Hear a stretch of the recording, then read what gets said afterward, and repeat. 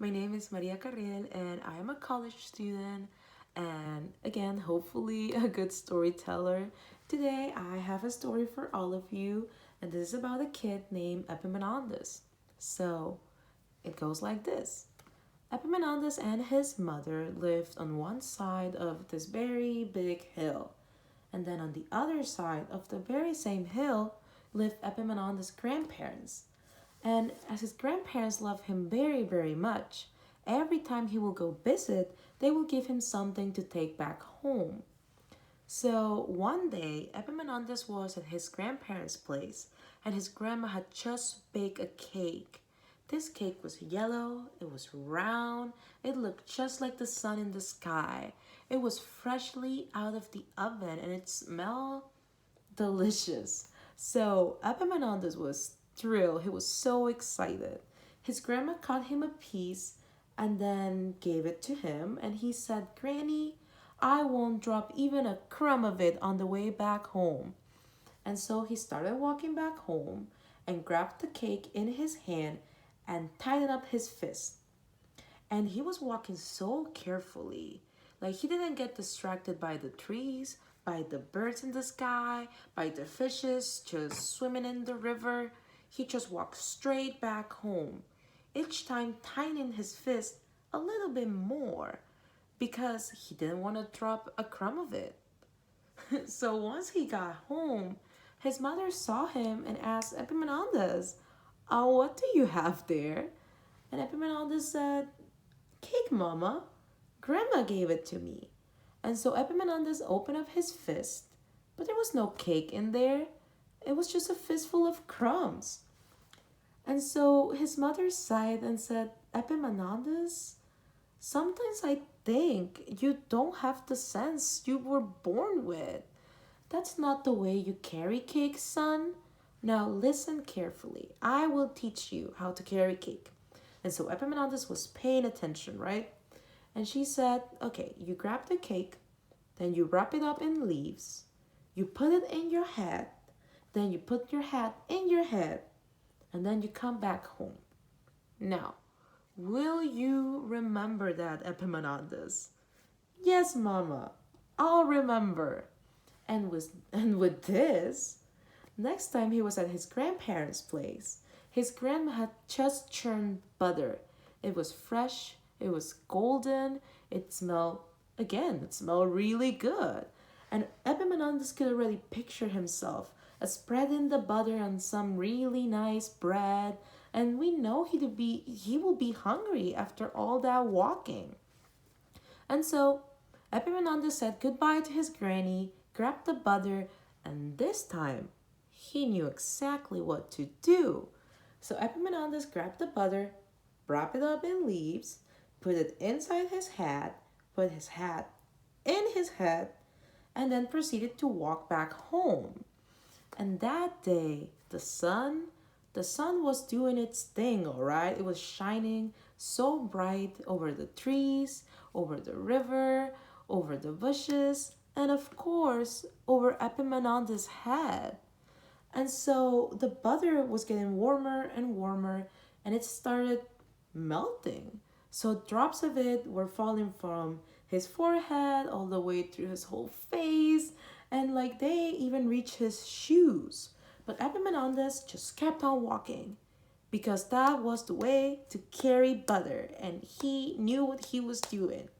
So once he got home, his mom saw him drenched in butter, and she said, "Epaminondas, what do you have there?" "Butter, Mama," said Epaminondas. "Grandma gave it to me." Then his mother sighed and said, "Butter? Epaminondas? Sometimes I just know. You don't have the sense you were born with. That's not the way you carry butter, son." So she started to clean her kid up and she said, "Listen, Epaminondas, I'm gonna teach you how to carry butter, okay?" And so he was listening, he was paying attention. And so his mother said, "Look, you have to grab the butter and then you put it in some leaves. You wrap it up and you take it to the river.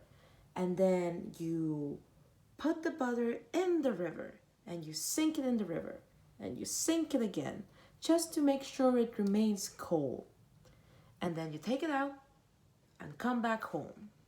Now, will you remember that, son? Yes, Mama, I'll remember. And so, next time he was at his grandparents' place, his grandparents decided to give him a nice little fluffy puppy.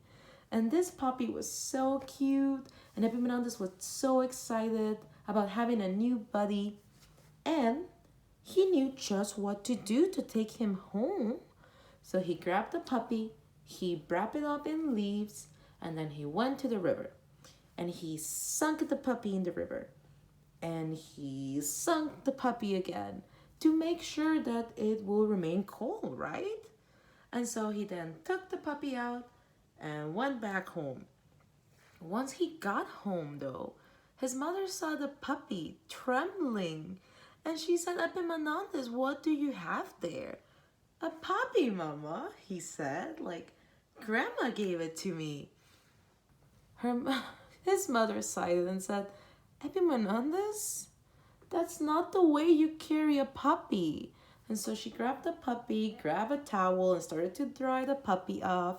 And then she said, Epaminondas, I know for sure and certain you don't have the sense you were born with. That's not the way you carry a puppy, son. Now listen, I will tell you how to carry a puppy. So he was there. He was listening. So you grab a string, right? You take it out of your pocket. You grab it.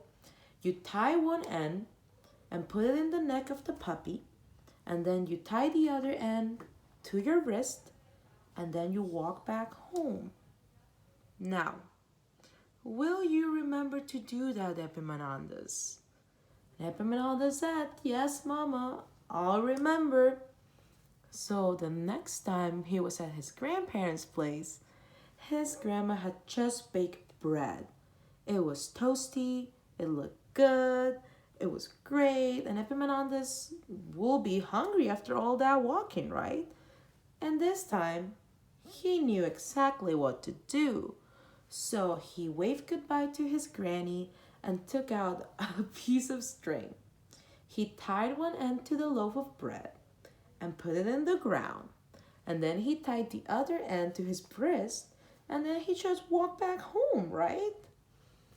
And once he got back home, his mother almost fainted by the sight of the dirty, nasty thing her kid was bringing back to their house. So she said, Epaminondas, what do you have there?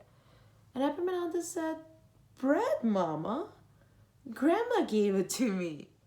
And then his mother went, Epaminondas, that's bread? Son, I know for sure and certain you don't have the sense you were born with, and I will not teach you how to take things back home anymore. I will go get them myself. And so she was getting ready to go to Epaminondas' grandparents' place. And then she said to him, now look, son, I'll be out for a bit. I'll go visit your grandparents. I was cooking up some pies and they're cooling off by the doorstep. Be careful how you step on those when you want to go out and play, okay? And then he said, yes, Mama, I'll be careful. And so Epaminondas' mother went to his grandparents' place, and as soon as she did that, Epaminondas wanted to go outside to play, and he knew exactly what to do. He was very careful on how he stepped on those pies. He stepped each one of them right in the middle. And so when his mother came back, she saw the pies, she saw her kid, and she just laughed, like she just couldn't help it. And she said, Epaminondas, I know for sure and certain you don't have the sense you were born with. I know you will never have the sense you were born with. But I love you, son, she said to him, and, proceeded to hug him. Now, Will you remember that? Epaminondas, really happy between his mother's arms, said, "Yes, Mama, I'll remember." And he always did. So that's the end of Epaminondas' story. And I hope you liked it. It's definitely one of my favorites. And yeah, hope you have a nice rest of your day.